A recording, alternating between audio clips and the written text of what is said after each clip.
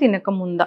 తిన్న తర్వాత అయితే బ్రిస్క్ వాకింగ్ చేయాలి. Hmm. తినక ముందైతే అగైన్ మళ్ళీ మీరు ఐడియల్ వెయిట్ లో ఉంటేనే వాకింగ్ చేయండి. ఓవర్ వెయిట్ ఉంటే అసలే వాకింగ్ Hmm. చేయకూడదు. సో మన లేత ఎండ అంటాం, Hmm. అంటే సూర్యుడు నారింజ రంగులో ఉంటాడు. Hmm. ఆ ఎండ వస్తున్నప్పుడు చేయాలి. Hmm. ఇప్పుడు ఫర్ ఎగ్జాంపుల్ మన యోగాలో కూడా సూర్య నమస్కారాలు ఉంటాయి, Hmm. రైట్? సూర్య నమస్కారాల యొక్క మెయిన్ లాజిక్ ఏంటంటే Hmm.